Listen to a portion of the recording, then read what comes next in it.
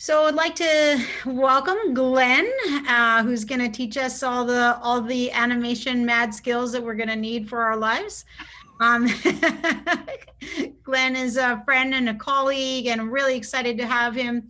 This is also a partnership with Inuit Futures, and so again, just thrilled. Your work is, I see it's just getting so much love on Inuit. Every little thing I see on any kind of media or bits, it's always your work. So congratulations, it's so exciting. And if you haven't had a chance, for those of you that are in Winnipeg, to go see Inuit and the new building Hamiyuk. Glenn is a filmmaker, animator, and visual artist of mixed Inuit ancestry from Nunatsiavut, Hopedale, Labrador, now based in Montreal.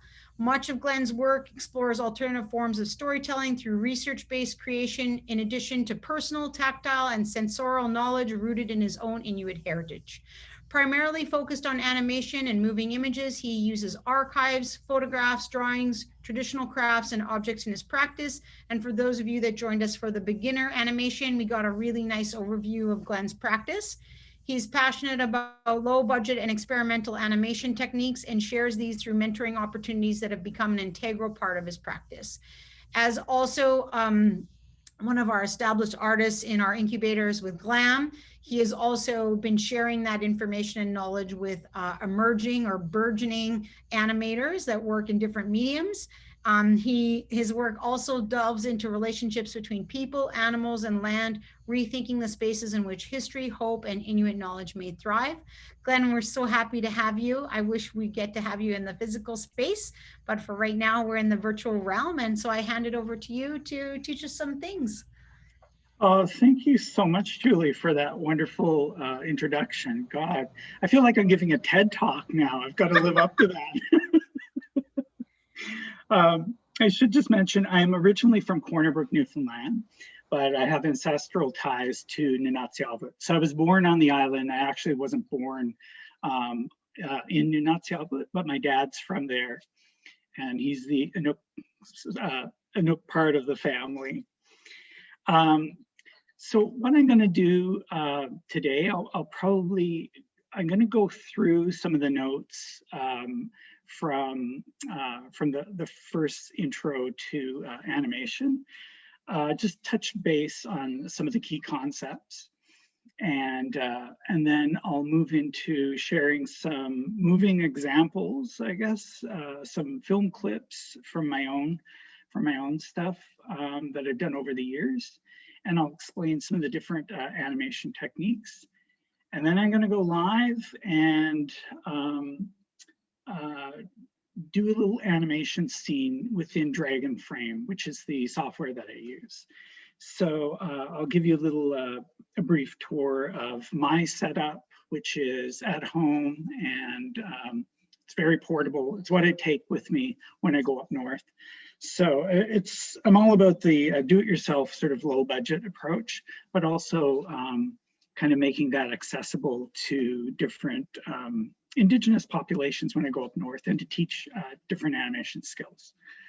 So I am just going to open my PowerPoint here and try to share my screen. I love this because everything disappears.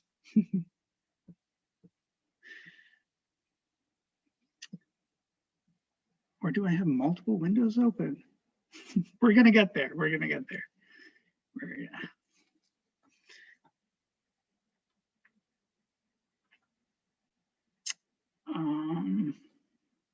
Let's see.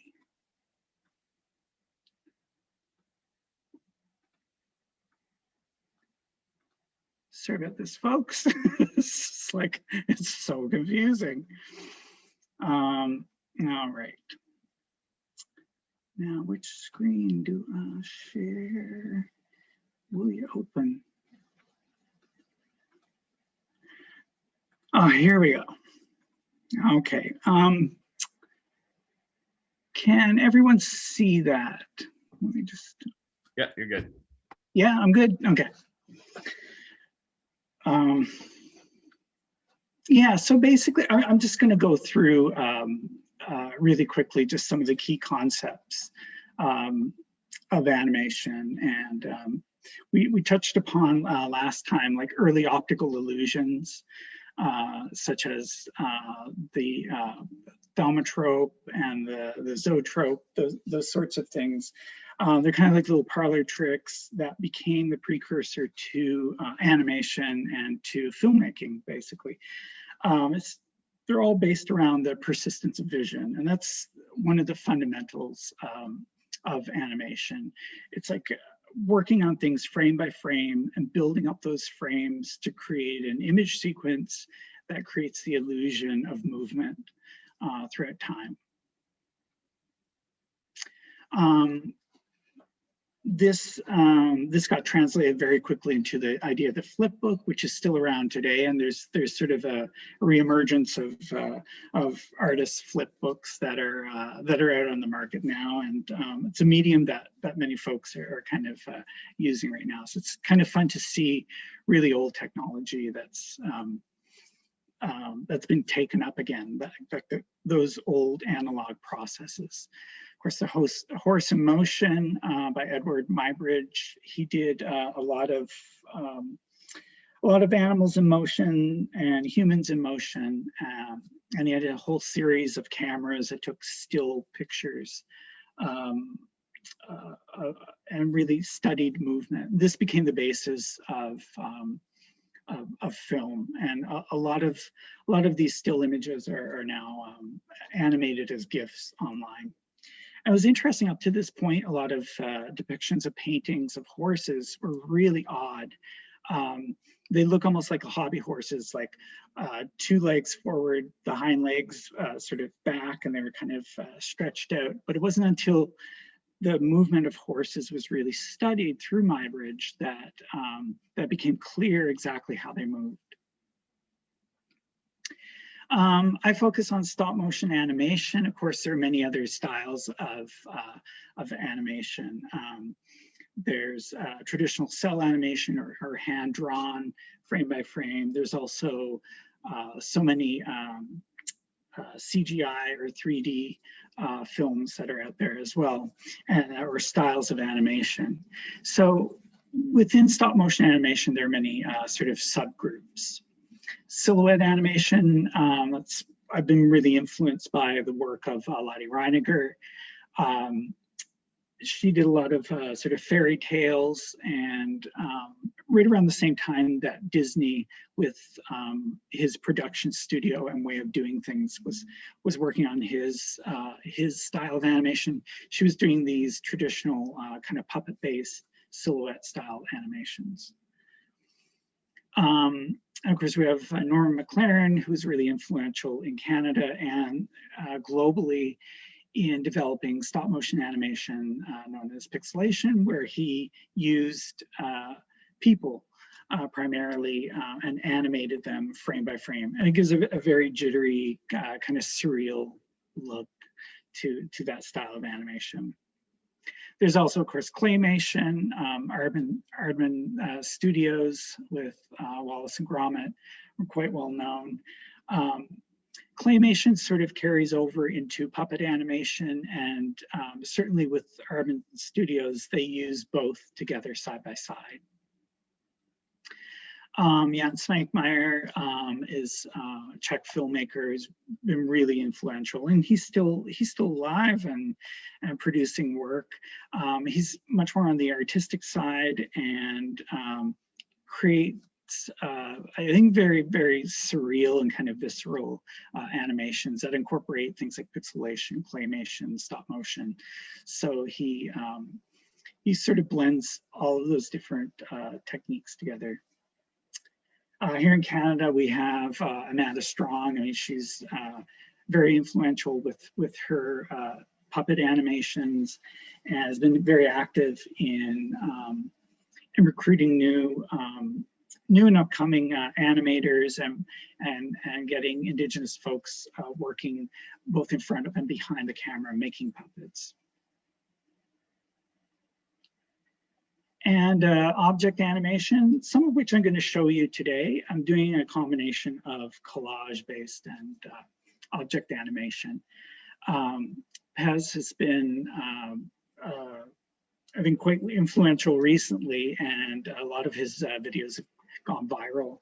The making guacamole is, or fresh guacamole is probably his best known work.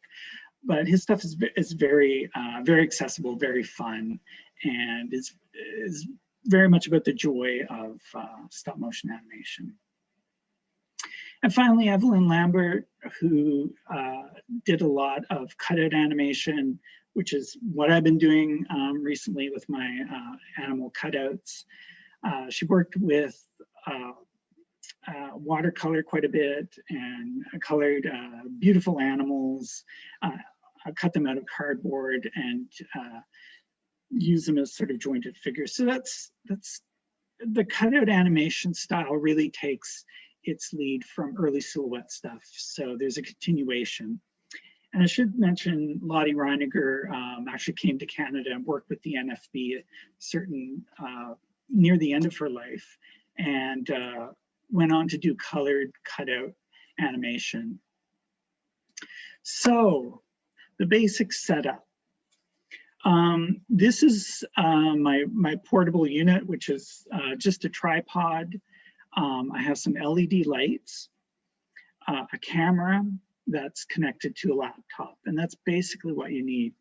I use a software called Dragonframe because that allows me to control my camera and have it tethered to my laptop. It's a pretty portable unit too, so I can just pack it up, throw it in a suitcase, and I'm ready to go, and I can set it up anywhere. This setup was in Bella Bella, BC, when myself and a bunch of my colleagues were working with the Claymation there, and I worked in particular with my friend Caitlin here, and so she worked with a character called what's her character's name? I think Eva.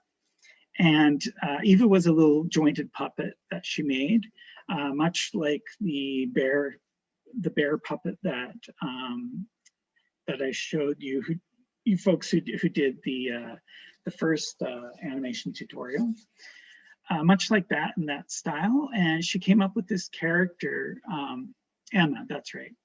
And Emma was basically narrating this animation that was her first foray into animation and into making a film. While we were there, she really looked into the history of the region and did sort of basic research creation methodology work, and used Emma to kind of explain some of the history with the big house. It was really fun just working alongside her and helping her to not only create this animation against a green screen, which she took out the green and replaced it with photographs of the big house that was recently built within the region, and some of the photographs from around her community. So this is a really fun collage. I spent, I guess, about 5 or 6 days working with her, showing her the fundamentals, and yeah, she picked it up very, very quickly.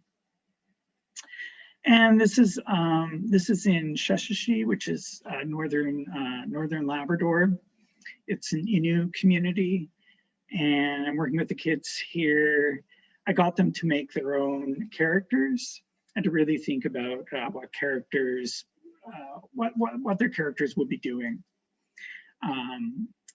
So this is a little wizard, and I think he had a pet rat or something that was part of the scene. And I'm basically just the technician. I'm just pressing the button, taking the pictures. What's great about Dragonframe is you can see every frame sort of together, and you can immediately play things back. And for a lot of the kids, animation is sort of, you know, it's this abstract thing, but when they actually see, oh, you take you take incremental pictures one by one by one by one, you create this illusion of animation. And then when you play it back and they see what they've done and how their puppets are moving, that's where the magic happens. And I love that. For me, that's still magic, that you can take something that's still, you know, that's inanimate, and, you know, you can animate it and it comes to life. There's still a great deal of joy, I think, within that. I'm just going to skip through a few things. Oh, yeah, maybe, I mean, what do you need to make a stop motion animation? You can use a camera, also a smartphone if you're just getting started. A tripod really helps if you want to take out the camera shake. And there are different, let me just reach over here. There are different sort of mounts that you can get. Like I have this clamp-on mount that that also has this spring clamp for your smartphone. So what you can do is just fit it in, supposedly, and just clamp it down on a table, and then it has like a gooseneck. So you can do like a really simple animation, just clamped to a table. And it's really good to do quick and dirty kind of animations that that kids would, well, kids and adults really love. And these are pretty inexpensive. Like to buy this, I think it was like $20. I will put links to these materials and send it out to everyone if you're interested. I'll send them to Julie as well. Maybe she can, we can forward it to people who are in this workshop. The other major thing other than a tripod is your light. Now you can work with daylight or natural light, but that tends to constantly shift and change. So I would suggest investing in, you know, it doesn't even have to be expensive. You can use a couple of table lamps. My setup, I'll just turn these on. So my setup, I'm in front of my tripod right now. I'll just push back so you can sort of see it in frame. I have two lights, two LED lights that are basically angled at 45 degrees towards flat surface. I'm shooting from top down, and I'll show you in a while exactly what that looks like under camera. The way that I work with this portable unit is that I have, I'll just move a bit closer. I have both my lights are gelled, so they have filters on them, which are polarizing filters. You can buy sheets of polarizing film. They're often used, I think, in most laptops on the LCD screens. So you can buy them in sheets, cut them to your lights, to the shape and size of your lights, and just put them over the light. And what that does is that it polarizes the light. It takes the diffuse light, and it's almost like it's almost like combing the light. It makes the rays more parallel. I won't go into the science of it because I don't quite understand it myself.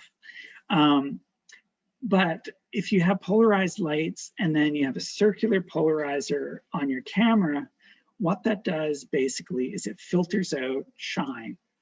And when you're working in collage, especially with shiny materials, with glossy papers and that sort of thing, that's sort of your worst enemy, especially if you're working with archival materials,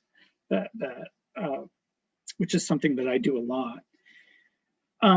So yeah, you have your lights polarized, again, set a sort of 45-degree angle from your surface, kind of pointing down. You want really flat, even light for a lot of top-down work. If you're setting things up as a set, you light for your set. Like if you're doing like say a little village with with little fake mountains and trees and stuff. If you're creating a scene, then of course you light for that scene. You don't have to worry about, you know, polarized light so much. But again, that it really does help when you're shooting top down. And of course, you need your puppets, materials, objects. What I'm going to be showing you today, again, is sort of a, I'm using archival materials, but also like a variety of objects and 2D things and kind of collaging them all together in an unforeseen way. So I just want to go over just some of the basic things we want to think about. One is like find your setting. Establish where your camera is going. I mean, I'm shooting top down, so I don't want my camera to move. And certainly if you're shooting a character that's going in and out of frame, you want everything sort of locked down. Oftentimes I will duct tape my tripod legs, because the worst thing is being in the middle of a shoot and to have your tripod or camera bump and then move. Now there are tools within Dragonframe to help reset your alignment if you do get a camera bump, but it's really really bad. It's just much easier to tape down your tripod, especially if you have a longer shoot. So fix your lighting. Again, with the lighting, I invested in these two small LED lights, and they weren't that expensive to hook up, and I can dial in the color temperature to match them. I'm using a combination of daylight and these lights, so there might be slight color shifts in what I'm doing, but you know, there you go. And keep it steady again. Figure out your frame rate. Now, general frame rate is 12 frames per second, but I know nowadays a lot of animations go down to like 8 frames per second. If you're shooting for film time, it might even be as high as 24 frames per second. Of course, every frame that you have, the higher your frame rate, the more pictures you're going to be taking. So 12 frames per second, that's 12 pictures per second. So, you know, for a minute of animation, you're talking about hundreds and hundreds of still images. That scares most people, but it does go pretty quickly and you get into a meditation. Move in small increments. And this is something that I can tell you about, but until you actually animate, you really don't have a sense of how quickly things are moving. Again, that's sort of based on your frame rate. And generally I'll stick to about 12 frames per second. But a sense of movement really comes through the doing, fooling around, making mistakes, doing it over, and just embrace your mistakes. It's totally fine. Oftentimes, if I'm away from animating for a long while, my animation skills kind of go out the window, and I'll animate something knowing that I'm going to throw it away because I'm a bit rusty. I need to get back on the bike and get a sense of where things are located, how long the movements need to be made increment by increment. And there are tools within the software to help you break down your movements and to break them into equal increments. And basically edit. So in animation, I mean, one of the main concepts is that we film for the edit. So we don't want to be animating frames that ultimately are going to be cut. This is where doing detailed storyboards is really important. If you have a story you want to tell, edit it out on paper as much as you can, because once you invest the time and energy under the camera, you know, that time becomes really precious. I I've been in situations where, you know, I animated 2 weeks and it didn't end up in the cut, and that was 2 complete full-time weeks that I lost. And I think that's something that could have been worked out in a paper edit with proper storyboards to really think about the timing and animation. Yeah, it's fine if you're just fooling around and that's part of your process, but it's something to consider. All right. I'm just going to stop sharing this for a moment. And I have a few examples that I'd like to show you of different animation styles in some of the work that I've done in previous years. This will give you a better idea of, I guess, what's possible. And I think the examples are quiet, are silent rather. Let me just see if I can bring one up. Yes. And yeah, so I'm just going to share the screen again. Hopefully this will work.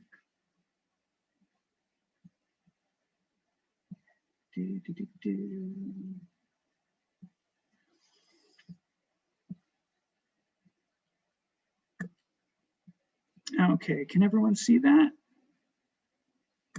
Yep. Okay, perfect. So I'm just going to play this. It might drop a few frames, but that's okay. I'll talk over it. This is from Ikumasiku from 2006, I believe. And this is a combination of pixelation, digital rotoscoping, and a whole bunch of other forms of animation. Basically, it was how I learned animation doing this project. And a big part of what I was doing was silhouette animation. So very much inspired by the work of Lottie Reiniger again.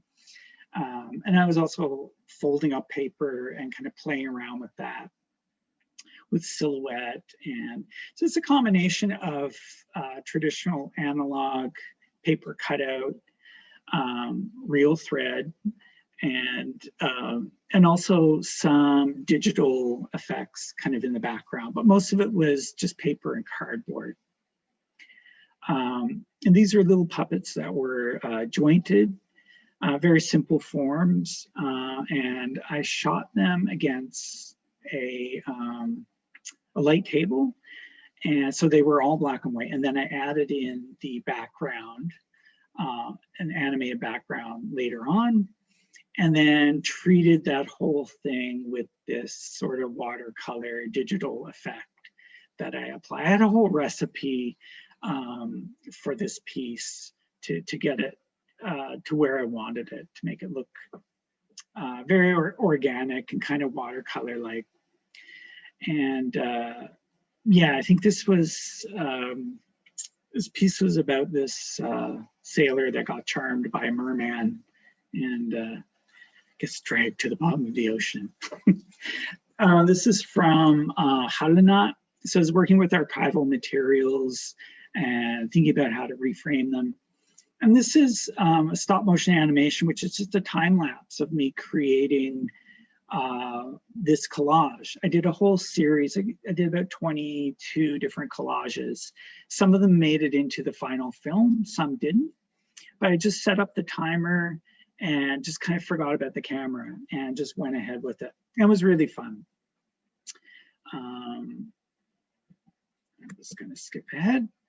And this is a film I did last year, which is cardboard cutouts of animals from my childhood, from some animals from Nunatsiavut, just thinking about, you know, huskies and bears and caribou and Arctic hares and that sort of thing. This particular piece, the animals are throat singing. So it's a traditional Inuit song, throat song that they're singing to one another. And the background is kind of a digital kaleidoscopic background based on some of the beadwork that I had done. And I kind of colorized it and made it look kind of lush and fun. So yeah, that gives you an idea of some of the animation styles that I've done. Oh yeah, I'm just gonna open up. Okay, hey Glenn, can you switch the screen to show your setup? Okay, can I show you my setup? Probably not, but I need a camera that kind of comes off. But the setup that I have was one that I showed in the PowerPoint presentation. It's basically just a tripod, these two lights clamped on either side.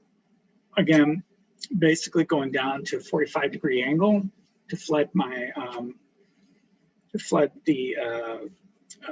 the table, my work area, and the lights are polarized. Both of them have like gels on them that are polarized to interact with the circular polarizer to take out any shine.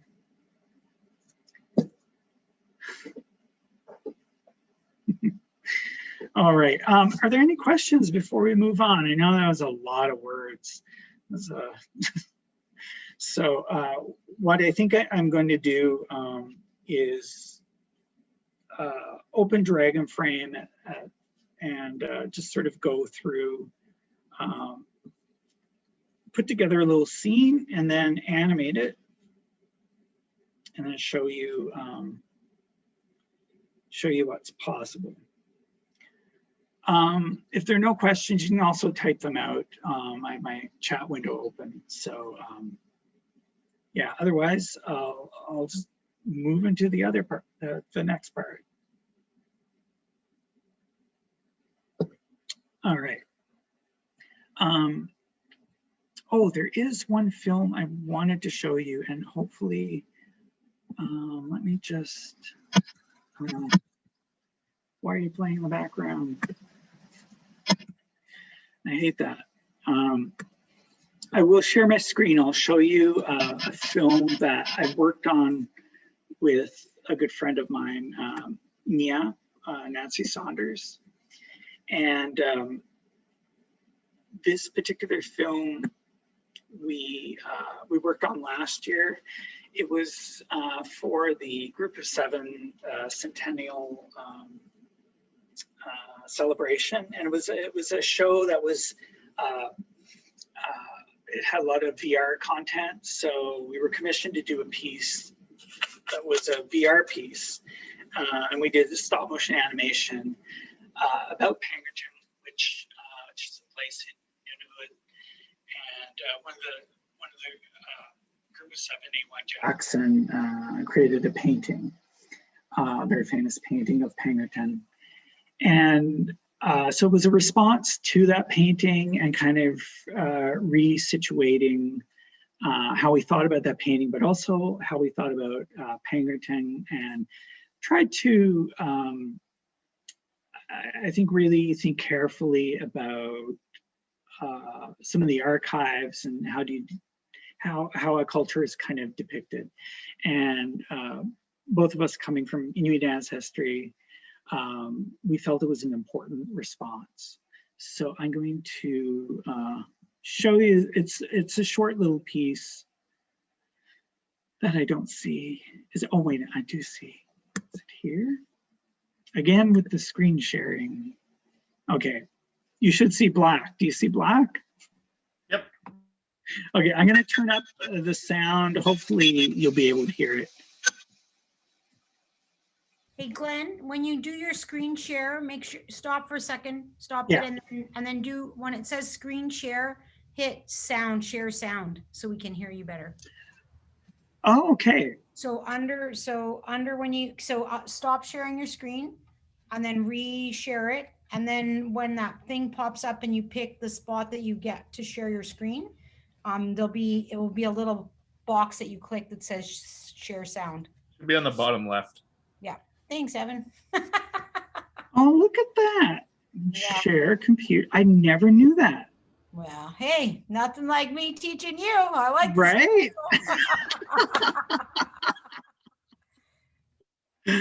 Oh, you're so smart. All right.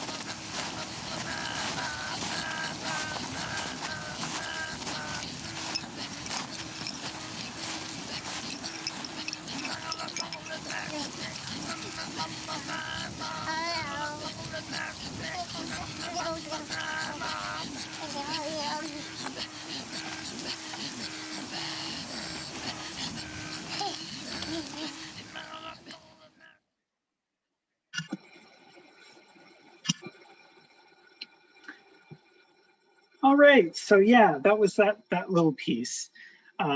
So we looked through a lot of the archives, and those were the I think the Canadian archives, and we found some really interesting images from Pangerton that were, the copyrights had expired, they were in the public domain, and we felt we would use those images as a basis to tell this kind of, this narrative of Pangerton that was, I mean, sort of from the outside, but sort of also knowing the culture and kind of sharing that and celebrating it. So it was more of an insider's perspective, even though neither of us grew up in Pangerton. We do share sort of culturally connections.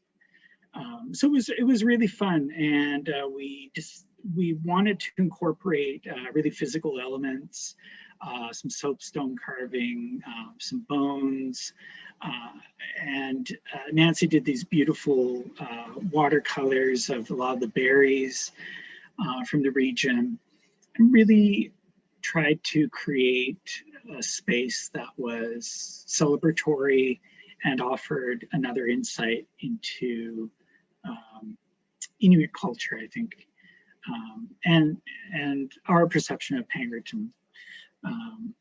So it was really fun, and anyway, so that's that. That short little piece that we did is the basis for what I'm going to show you today.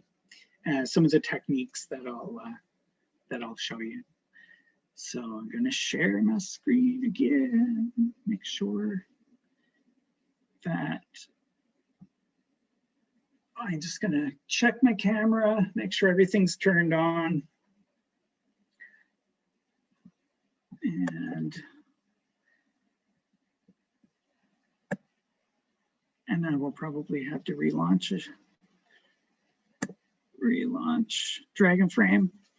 Dragonframe is it's professional software, so it is kind of expensive, but you may have access to it at universities or animation studios.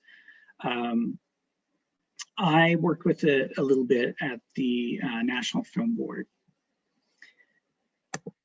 And I'm just going to set up a new scene here.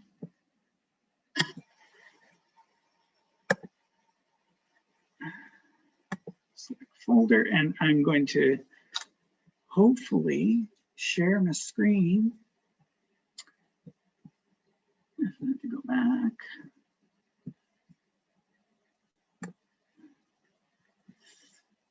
Let's see. Oh, here we go. Great. I have so many screens open. It's can everyone see that? Yep. Okay, great. So I'm going to put together a little scene sort of based on some of the animation that we saw in the Pinkerton piece. So I'm going to quickly just collage this little image that I found. These are two girls, I think, playing with a little puppy. Yeah, I know, I'm sentimental.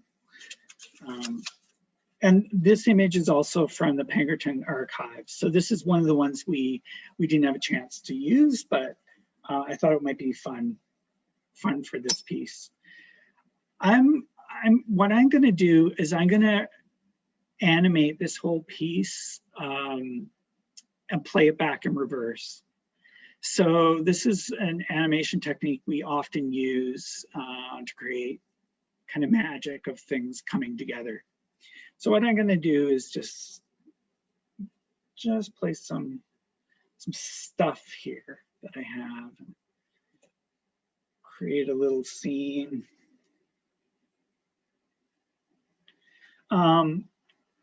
These little bones are, I think they're caribou-like knuckle bones, and they're used as sort of toys.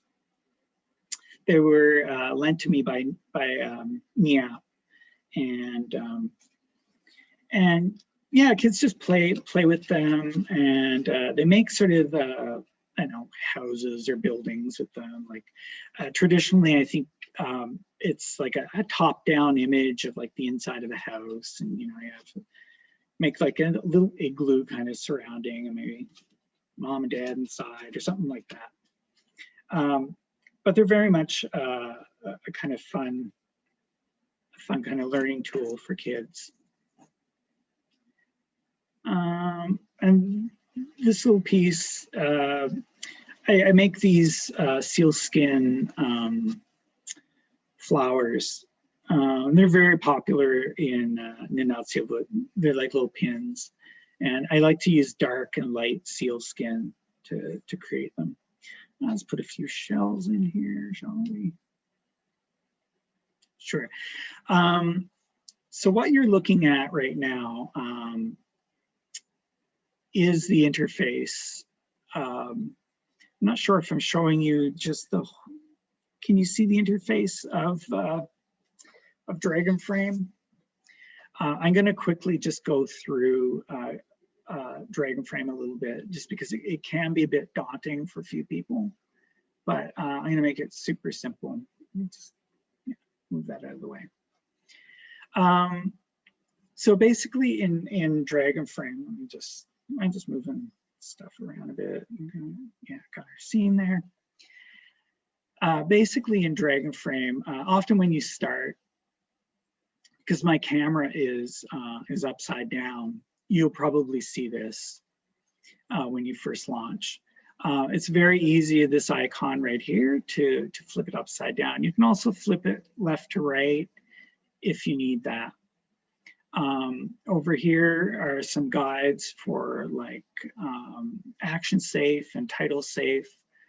You can also divide up your canvas, your screen, to help with alignment and stuff. Usually I'll use alignment guides for a little bit and then just turn them off, because I like to be kind of in the moment and not have stuff floating over it. These guides right here, it's basically your aspect ratio. And I have mine set to 16:9 because that's what I'm going to be exporting.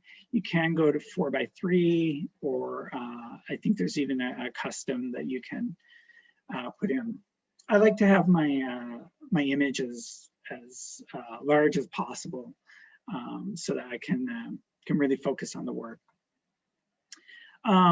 Over here is a slider for how big you want the view screen. Again, bad eyes, and my laptop's kind of far away, so I like to have big.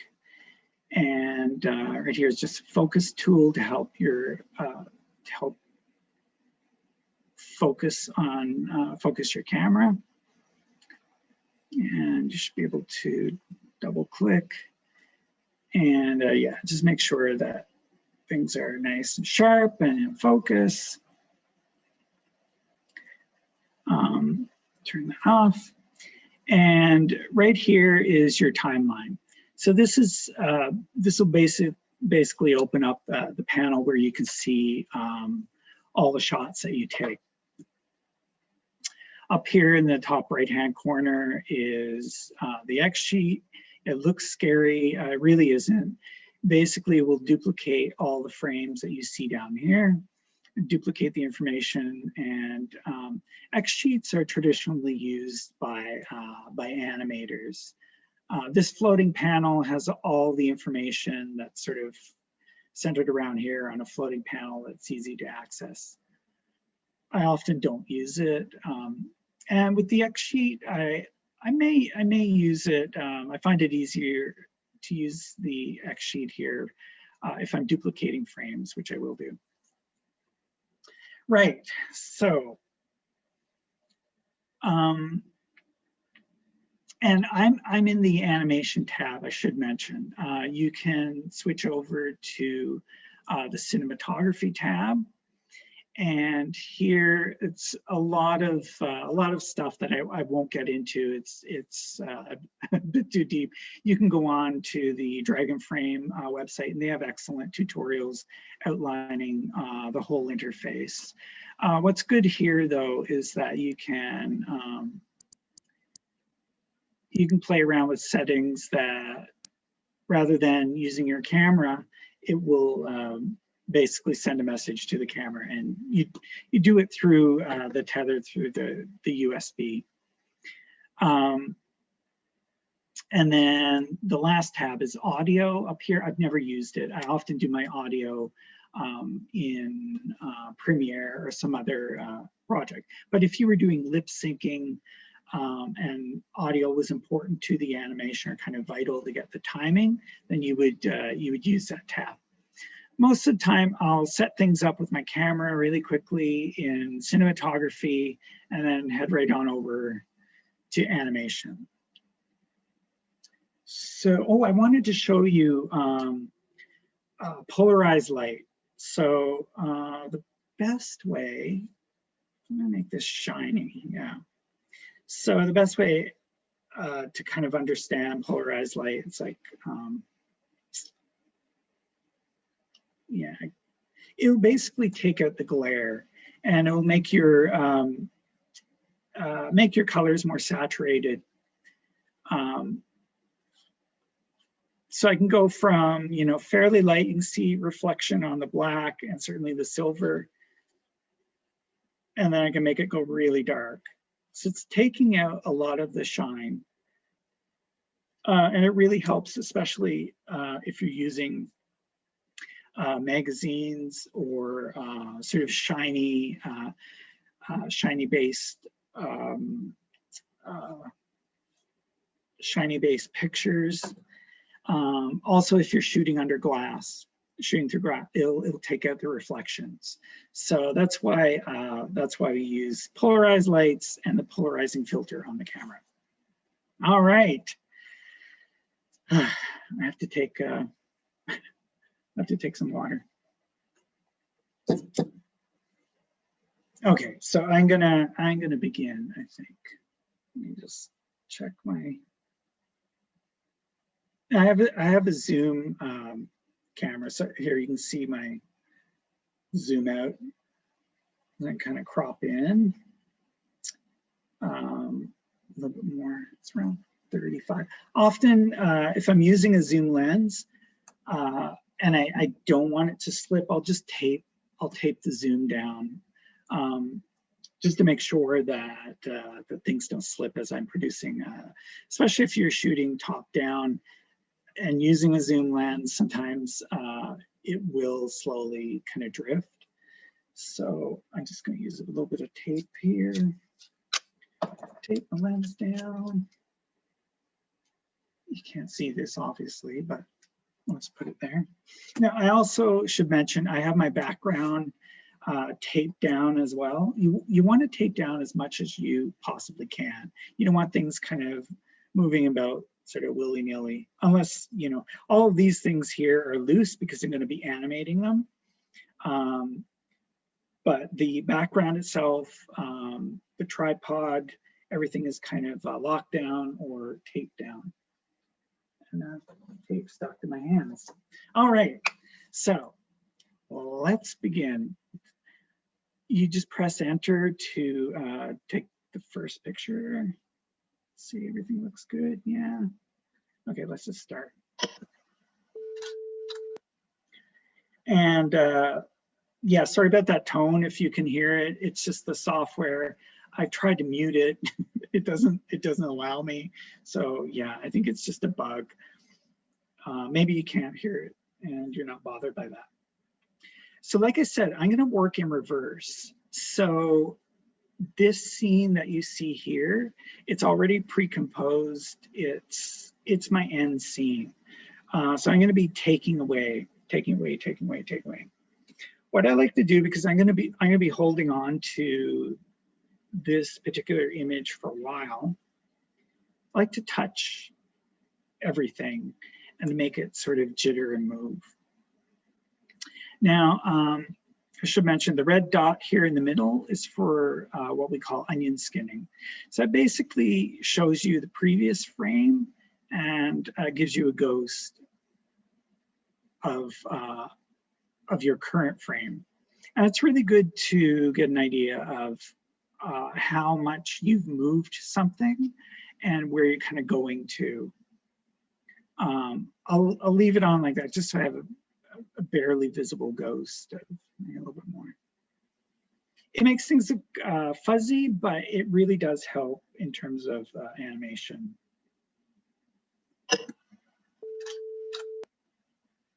So again, I'm just moving things around ever so slightly. Maybe I'll make this little star move. And maybe I'll bring, yeah, I wanted to bring these in, because they were part of my collage. Okay, so no problem. I forgot my flowers. So what I can do is just go back to any frame and press backspace and delete. So yeah, I deleted those two frames, and now I'm just going to take a new picture. So I'm going to go through and just animate this scene. And if anybody has any questions, please unmute yourself and ask me, because this is the meditation part of the exercise. I'm just going to go through frame by frame, move everything sort of around bit by bit. What I'm doing is, even though this is, again, a still scene, I'm creating little sort of micro movements so that it has a sense of, that it's alive. So I'll do, I don't know, maybe 10 of these, move my bones around a bit, touching stuff.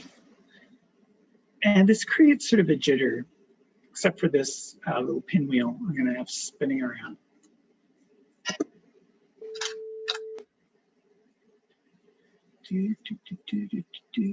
Oh, damn. It happens all the time when we nudge, but that's fine. We can see where it was and can sort of line things up. Everything's moving anyway, but this helps us sort of keep things somewhat consistent. Yeah.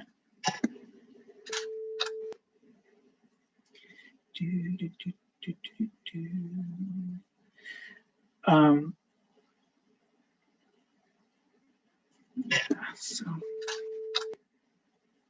let's see about that. Do a few more.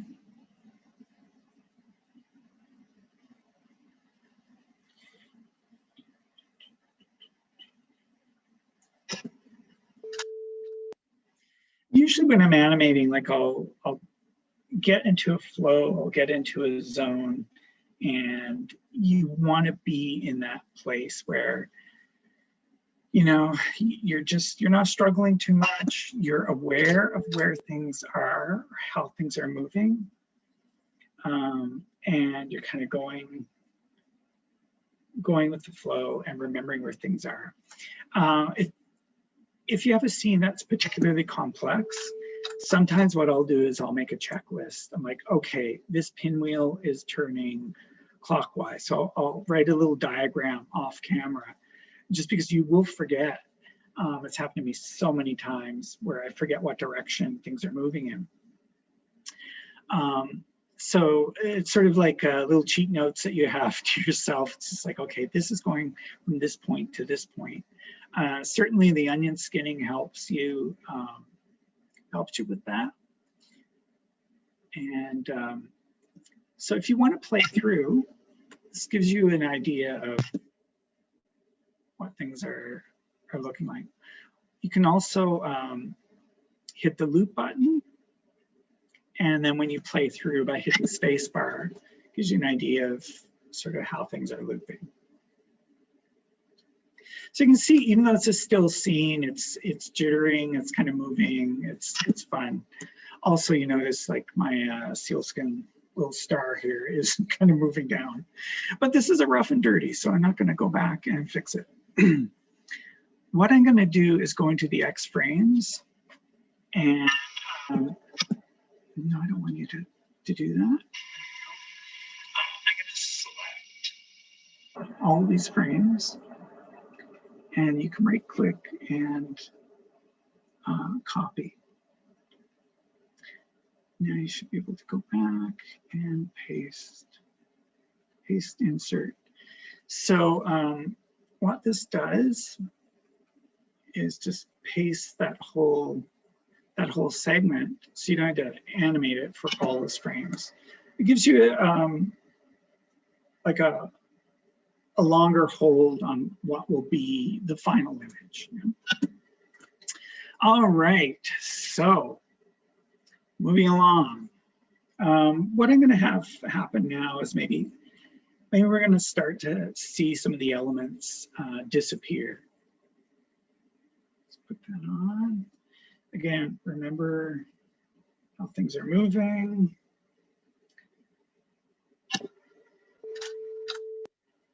So I'm going to pull this out of frame really slowly. Maybe I can show you the ghost to make it a little bit easier.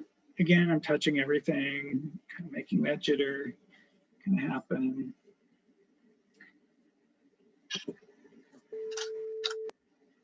And also, right now, I'm kind of reaching over my scene to hit the enter bar, which it's recording.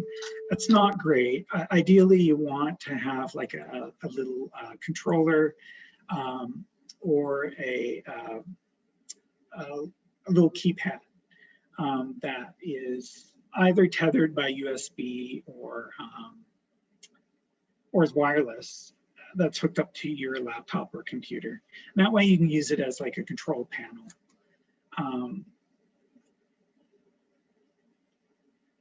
And you're not reaching over your scene possibly into your lights and creating shadow.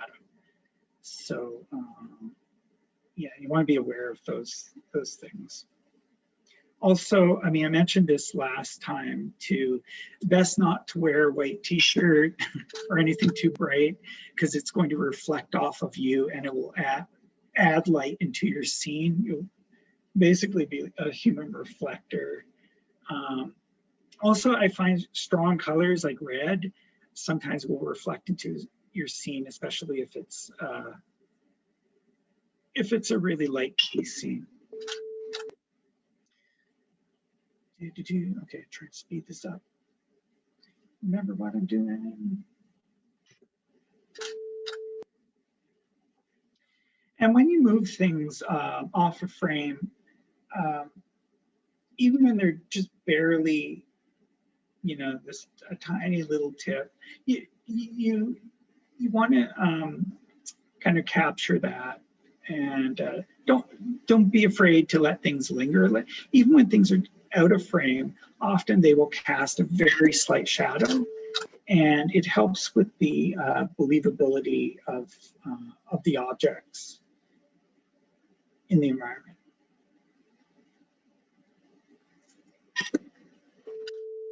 All right, so we got that guy gone. Okay, so maybe these folks are going to be like moving around a bit, getting jittery, getting more jittery. And maybe they're starting to disappear. You'll see I'm sure of it. It feels like there are a few frames that I forgot to move the flower, so they will show up. But the good thing about Dragonframe is if you realize, oh my gosh, there is that one scene that I forgot where I'm not moving something, you can go back. It's a pain, but it is possible to go back and kind of reshoot. It's easy to take out stuff, take out frames, and to add them later on if you need to reshoot.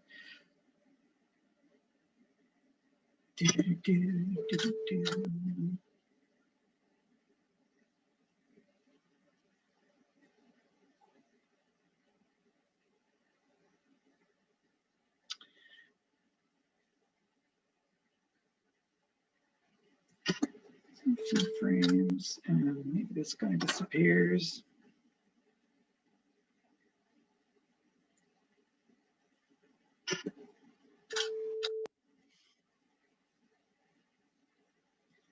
Oh, yeah.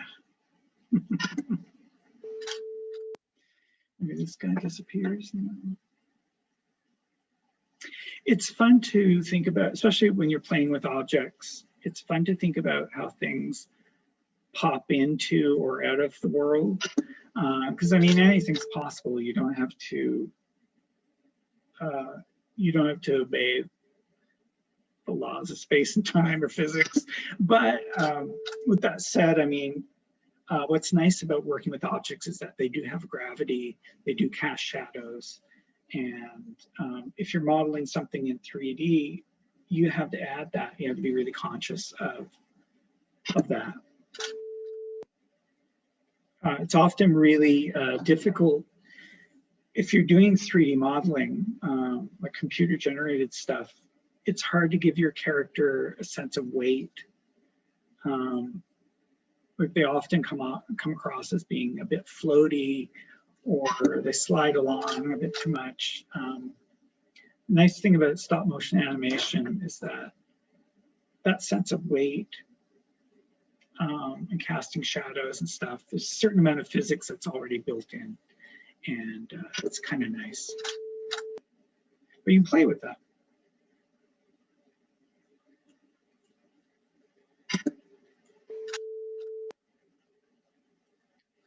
All right. So I think the bones are going.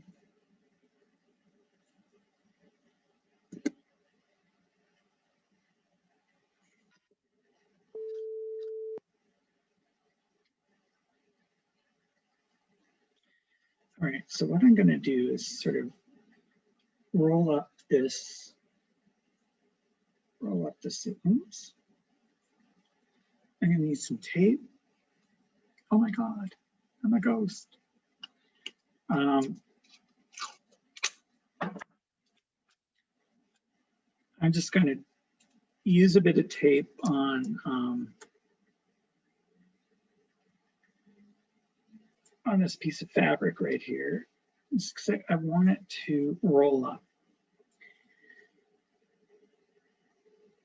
And yeah, is that about right?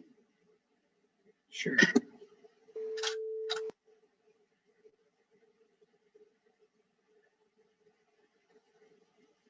Are you going to need another piece of tape? I find the beginning of, if you're rolling up fabric as an effect, it's usually the first couple of rolls you have to tape down, and then there's enough weight that it will roll by itself. All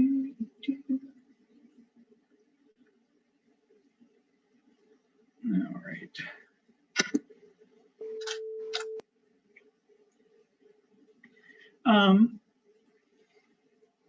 So yeah, when I'm animating, sometimes I'll listen to music, but be really careful about what you listen to. Yeah, for me, classical works or something that's more ambient, really high energy music will affect your animation. I'm afraid I've done it. Really happy music and my animation's completely jittery. It's all over the place. But if I'm super focused, often I like silence actually. That helps me. You know, some animators even animate to a metronome, but for myself, yeah, I've never tried it. I just think a metronome might be a bit too much. Although, with that said, when I do time lapse, I'm always hearing the click, click, click of the camera, and I find that actually does help with pacing. So yeah, it really depends. Again, if anyone has any questions, just want to ask, like, what am I doing now? I'm just like continuing on, and but you're all dying to see what this looks like at the end, but we'll see. It'll be a surprise. I really wanted to set up a 3D scene today, but I had a few obligations that popped up, and it was probably a bit too ambitious. I'm like, oh yeah, I want hills, I want mountains. There's a way of building little sets, 3D sets, and doing what's called forced perspective. For instance, you could have mountains that are 3D mountains, that you carve out, say, of styrofoam. The high density styrofoam blocks are really good to carve out just with an X-Acto. And then you can paint them with acrylic paints. They're really fun for building sets. I was going to carve out some mountains and do forced perspective of little trees on them. So forced perspective is a way of creating depth by having big trees in the foreground and little trees in the background. So it expands what it looks like under the camera. It looks deeper than it actually is. There's a way of creating that forced perspective. That's really fun. So like a wooded valley would be, you'd have little tiny trees in the very back of your mountain, and then much bigger trees in the foreground. And then if you're shooting head on, it looks like a really deep valley, when in fact it could be fairly shallow. So those little tricks are sort of fun. You can do a lot like under camera. So I'm moving both of these flowers sort of side by side, sort of off to the sides. Kind of getting them out of the frame. Sometimes if I get into a flow, I will set it up so that the camera will do a time lapse, and I'll have like 10 seconds before the next frame, and that's sometimes just enough to get my hands out of the picture. And it's easier than hitting enter every single time. All right, those are done. What's going to happen? So I'm gonna part these. Again, using this to line things up.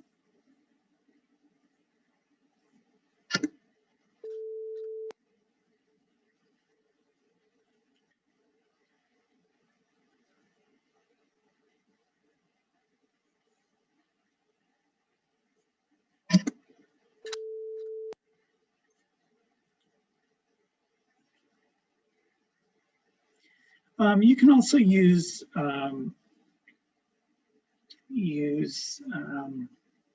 blue tack to stick down certain elements that you don't want to move.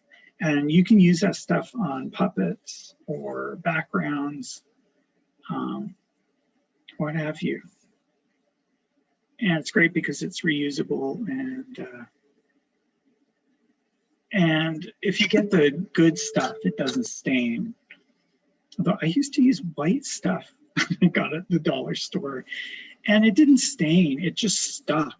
It was like a one-time only deal. Yeah, invest in good products.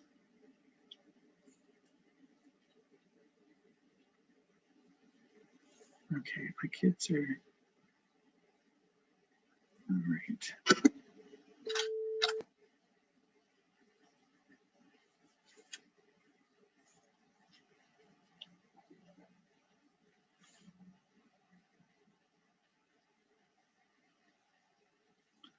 My stomach is growling, so sorry about that if you heard it. I didn't have lunch either. Julie.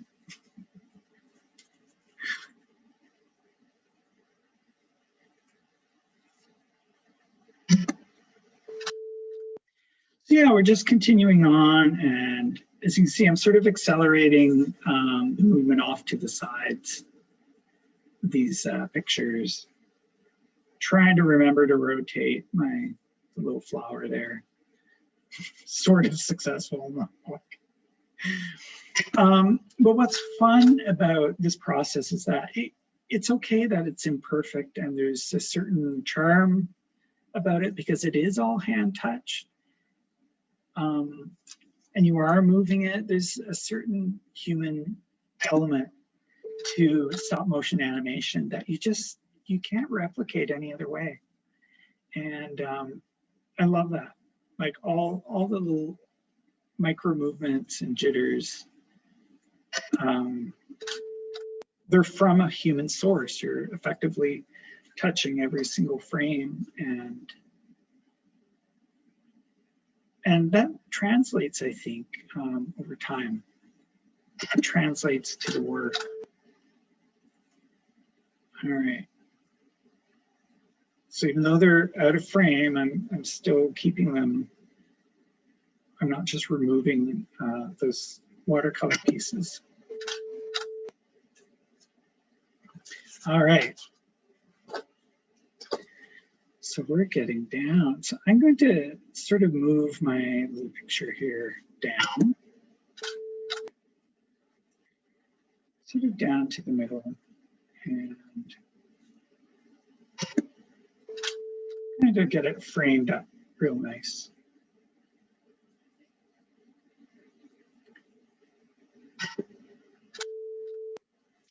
And I'm going to have the little flower kind of exit frame.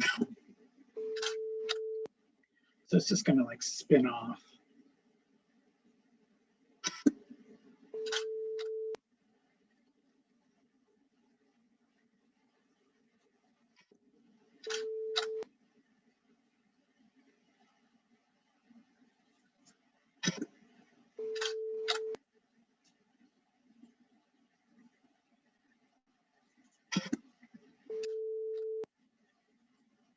Accelerate a bit more.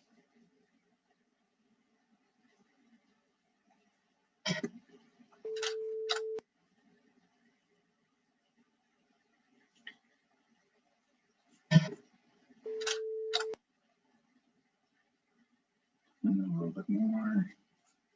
I still want this picture to be moving, even though it's fairly still.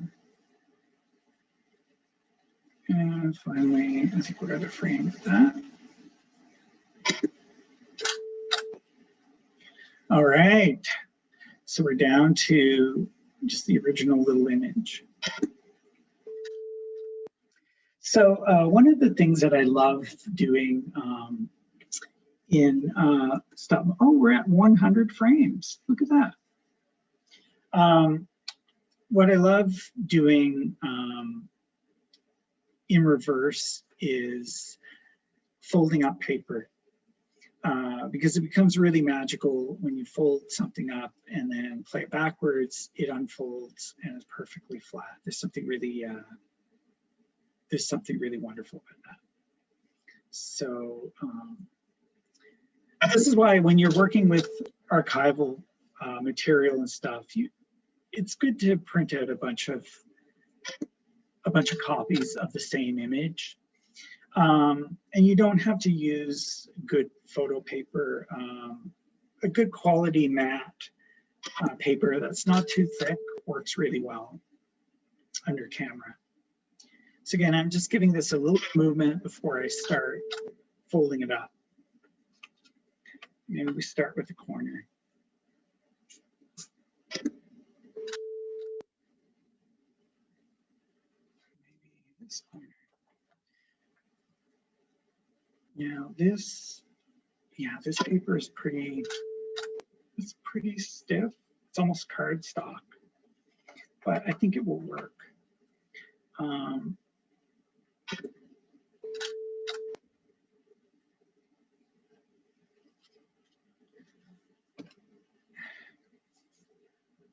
So I'm still giving it a little bit of movement, but the image is becoming more obscured.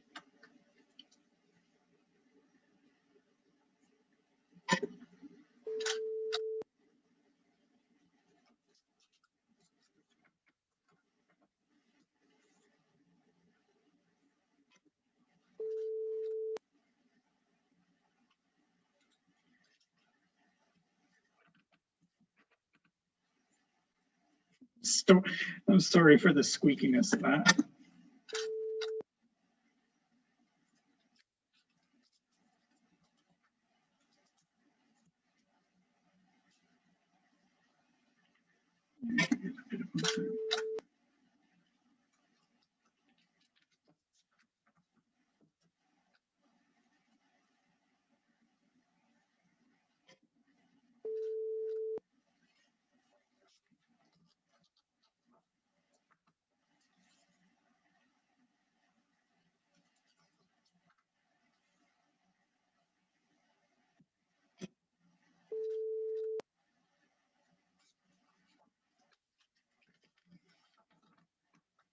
Yeah, with thinner paper, it would be easier. This is actually quite tough. All right.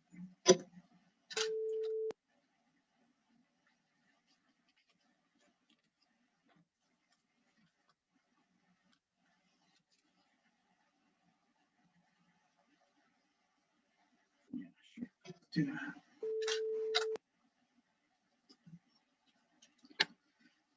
Oh, little doggy.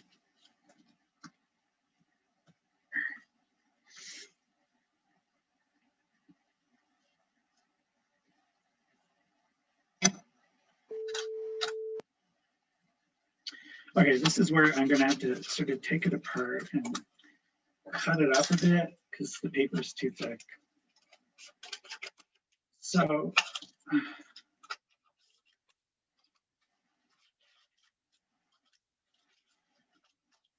you know, it seems barbaric. It's going to be beautiful. So I try to refold it. Once you get down to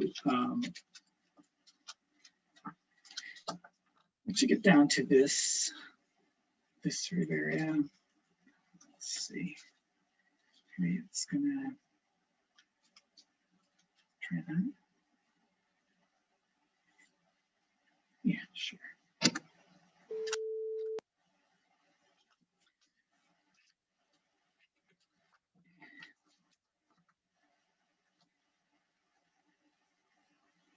A little bit poking out.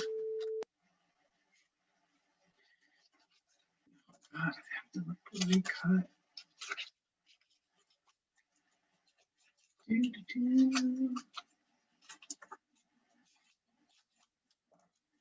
Okay. Because this is just one frame, or I think we have a couple more frames left, we can really play around with, get away with doing a more quick and dirty. It doesn't have to be precise because you won't see that. You won't see that in one frame. And when it gets this small, I just use any little piece really. Because we just want the, just cutting pieces here. We just want sort of a shape like it's expanding.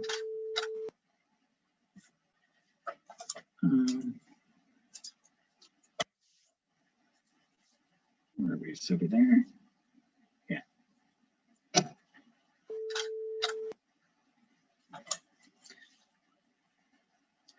We're almost there, folks.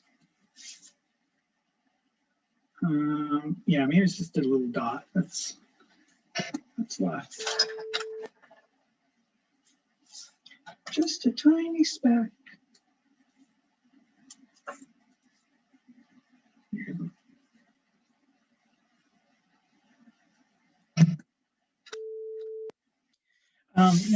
It's kind of important when you have, say, a blank canvas. What I usually do is take a bunch of shots. I think it just looks nicer. There's it's just better than holding those frames. With my hand in that image. Let's see. You can see my shadow in parts of it. That's why it's important to have more of a remote, or you can have like a wireless keyboard even, that you can just do in your lap. All right, so we're at nothing. I think we're done. Let's just see. Now I'll bring back the opacity. Now, because this whole segment is going to be in reverse, you can click on play direction reverse and hit spacebar.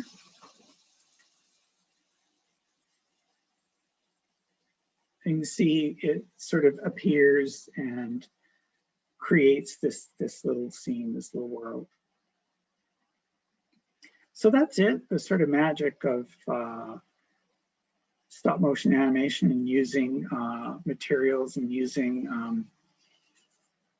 different kinds of objects to create a scene. Yeah, and if I was to do this over, of course, you know, I'd take my time and probably build up the scene a little bit more. But the kind of magic comes from, you know, the paper sort of unfolding by itself and the scene coming together, rolling out in kind of a magical way. All right, so I'm going to stop the share, and does anybody have any questions about process, about different things we can do? It's about anything really, or anything that you saw under camera that wasn't clear. Again, that's just one way of working, and certainly there's so many other ways that I wasn't able to explore today, but yeah, leave it open for any questions you might have of stuff I'm working on or have worked on, or anything that you've seen in the videos that you want to go back to. I'm here. Or write it in the chat.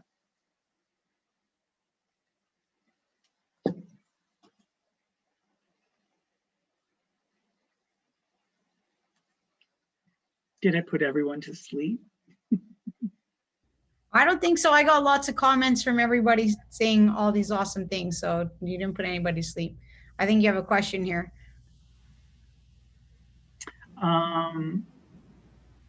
Okay, have I ever mixed methods like stop motion animation with GIFs? I'm constantly mixing different forms of animation because I get bored really easily. So I've done like a lot of green motion animation in different forms, silhouette animation. I have done a little bit of 3D that I've incorporated into, but 3D is really not for me. I spend too much time on computers, so I really enjoy working with materials. So yeah, even though stop motion animation is sort of my mainstay, I do incorporate like other forms with it. And I'm always like experimenting. I tend to go from digital to analog, like in Katangak Together with the cardboard silhouetted cardboard animals that are throat singing together. That background was digital. It was a digital effect in After Effects based on photographs that I manipulated into a moving kaleidoscope. So yeah, definitely, I'm all about mixing different kinds of animations. Come to think about it, I did use a GIF, an animated GIF in one of my films. It was like an animated GIF of a caribou, and I couldn't find. I really wanted this caribou in this scene, and so I drew over it and did a process called rotoscoping, and used it within that animation. Yeah. What's the youngest age of children that I've worked with? Probably around 7 or 8. I think that's probably the youngest. Yeah, at that age, they grasp all the key concepts. I haven't worked with anyone younger than that, but I'm sure it's quite possible. Oh, wait a minute, my friend Jack, how old was he when I taught him animation? I think he was about 7. Yeah, that's right. And it's great. I love working one-on-one because that's when I can be there as an assistant and kind of show them if they get stuck. But once they get it, it's like wildfire. I love working with kids that way. Because once they see what's possible, yeah, there's no stopping them. It's just the technology is sort of abstract, and you know, they maybe feel not engaged with it, but once they get the key concepts of animating, and when you just demystify the process, it's really quite exciting. Yeah. Well, thanks, Glenn. That was awesome. We're gonna definitely put it on the website, and we'll you know, happy to take. But we're kind of coming to the end of the hour there, and I want to say thank you so much for your time and energy. It was awesome as always, and thank you everybody for sharing. Oh, there's a question. You have a question you want to ask quick? Yeah, sorry. Oh, hi, no worries. Hi, so I'm Naldo from Trinidad and Tobago. I just wanted to ask you very quickly, I guess this one is more around like developing the concepts around each of the animations.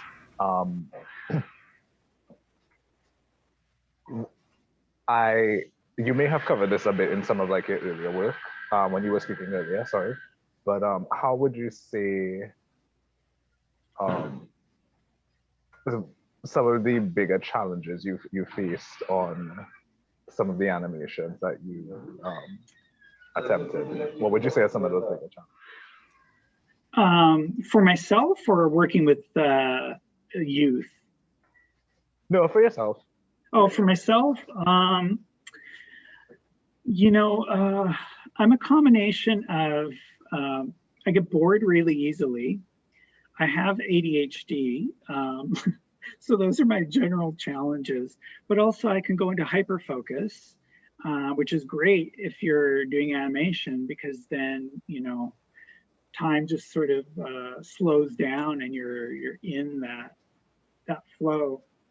But definitely I can be a bit too dogged about getting something done. I remember this one sequence. I was working a music video for a friend, and she was kind of a goddess, and we were creating this figure where she was part tree, and I was creating the roots and animating them. I spent a total of 2 weeks animating and reanimating those roots, drawing and redrawing them, and trying to figure out a process.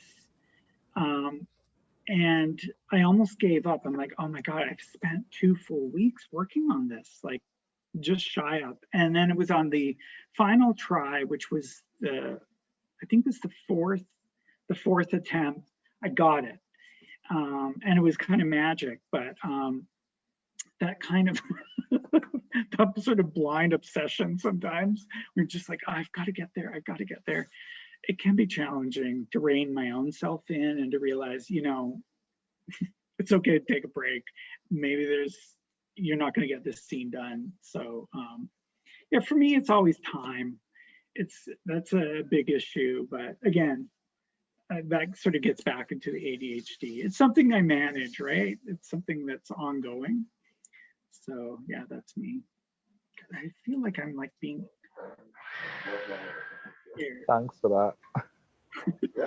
I think your light looks great in there, Glenn. You got like a little glow on your face. I was like, Yeah, it was awesome. yeah, nice and shiny. Yeah. Well, thank you everybody for joining us. Thank you, Glenn, for coming and sharing. It was awesome. Thank you so much. Everybody have a great afternoon. Yeah, Nakamek.